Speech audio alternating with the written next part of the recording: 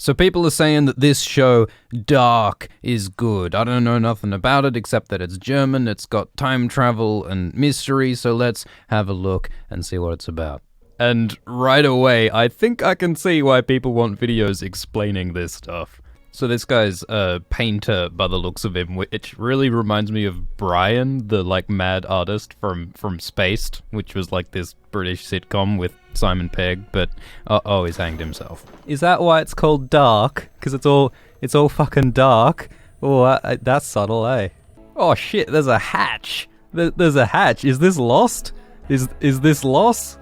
I'm excited. Okay, so I dig the intro. It's about reflection and repetition, and it's about intergenerational patterns and time repeating itself was something they talked about in the intro. So this is all that lovely timey-wimey stuff. That's a dope image, just how it has nature separated by technology. You got this big beautiful old forest that's just been run through by machinery and by man, and the desolation where the trees used to be is, I don't know if that's going anywhere in terms of nature versus technology, but it looks cool. What's for breakfast, Dad?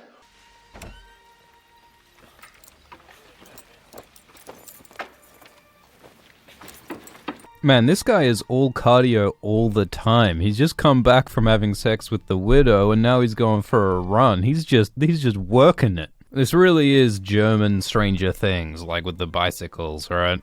Kids going out on adventures. Ominously smoking nuclear smokestack. Yeah, there's no fucking way that's gonna be a locus of eldritch power. That's not gonna cause some time rift, is it? I'm sure that's safe. Yeah, nah, change my mind. This fucking cave is where the boogans come out. I guarantee nasty, demonic, writhing things are coming out of here this episode.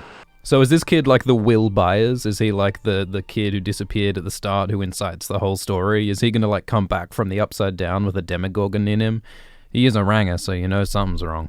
So this kid's upset that his dad hanged himself, but he feels like his dad is trying to communicate with him, has some message from beyond the grave and through the interdimensional timey-wimeys, so there's some connection here.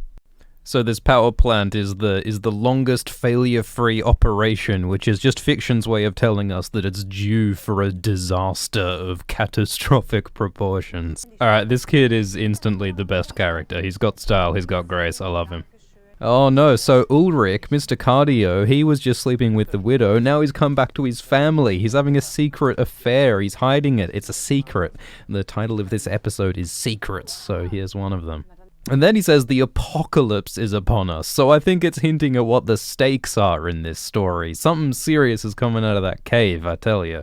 So is this the Lisa Simpson, Hermione Granger, sort of smart bookish girl who's the moral voice? Is that who this character is? Oh, so kid does a magic trick where he makes the thing move from under one cup to under the other cup. Oh, it's fucking magic, and that must foreshadow some kind of interdimensional hop that someone does. Someone's gonna jump from the past to the future or something, like the kid with the cups.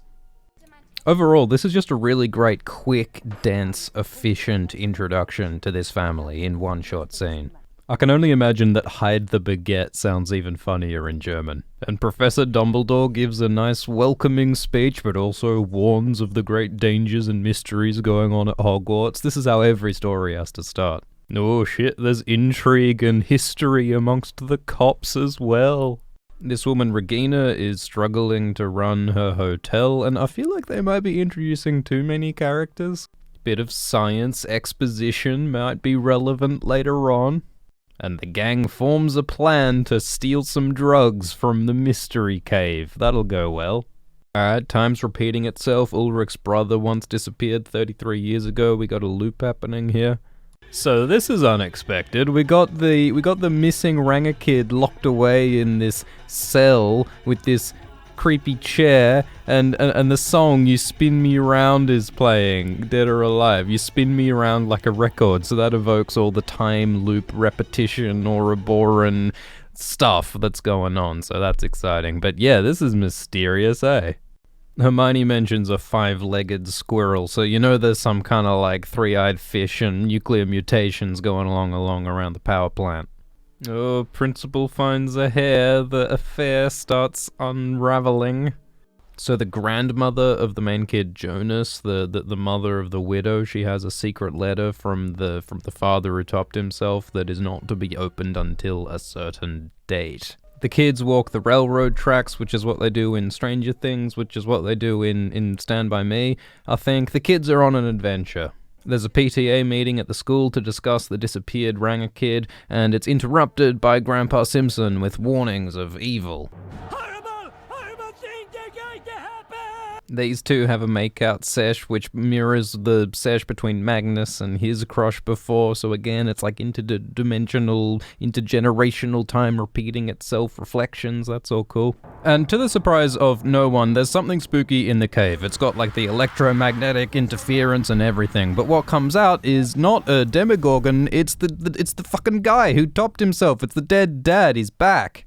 Remember when Walt inexplicably came back? The dead dad's also wet, but with some kind of dark goo, which I can only assume is time travel residue of some flavor. The kids get away except for Mikkel, the skeleton wizard kid, the best character gone in episode 1. This is as bad as Ned Stark, but I've got a feeling that he will come back. They search for Mikkel and they find some other dead kid. So question 1, what happened to this kid? And question 2, what happened to Mikkel?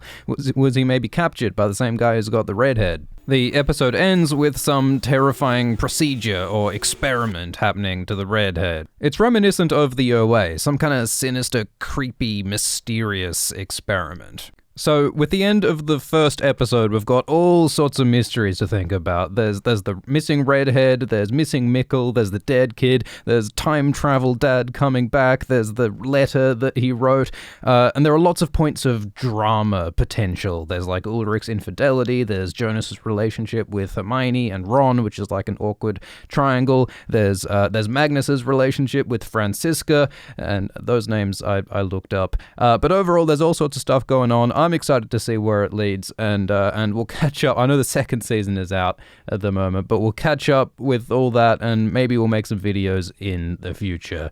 So thank you for watching. Let me know if you want more like Alt Schwift X first impressions videos type things, and I'm sure there'll be more stuff on Dark in the future, either from Alt Schwift or from one of our associates. Thanks.